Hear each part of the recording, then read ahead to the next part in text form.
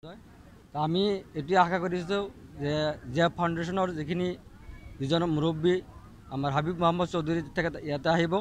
আমাৰ ইয়াৰ যিখিনি আমাৰ শিক্ষা সজাগতা যিবোৰ আমি সভা আহ্বান কৰিছোঁ তাতে আমাৰ ইয়াৰ দুৰ্গম অঞ্চল, এই অঞ্চলত এনেকুৱা শিক্ষাৰ প্ৰভাৱ নাই। গতিকে তেখেত যদি আমাৰ ইয়ালৈ আহে, আমাৰ যদি সুশিক্ষাৰ এটা ব্যৱস্থা কৰি দিব পাৰে বা আমাৰ শিক্ষাৰ কাৰণে যদি কোনো চিন্তা কৰিব পাৰে, আৰু যিখিনি আমাৰ বাল্য বিবাহ, পৰ্দা প্ৰথা, যেনেকুৱা যৌতুক প্ৰথা, এই বিষয়ে সৈতে আলোচনা কৰিব, যাতে আমাৰ এই সমাজৰ পৰা সেইখিনি একদম মানে নিষ্কৃত কৰিব পাৰে।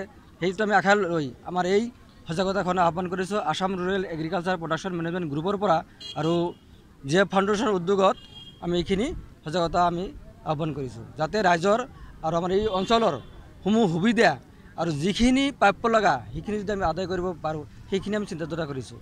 এই ক্ষেত্ৰত মাইনৰিটি এৰিয়া বহুত ধৰণৰ পিছটো হ'ল আমাৰ শিক্ষাৰ সজাগতাৰ কাৰণে আমাৰ এইটো টপিক, কিন্তু এইটো কি কৰিব সেইটো সেই তেখেতে জানে। আজি এই ভাষণত আমি বুজি পাম।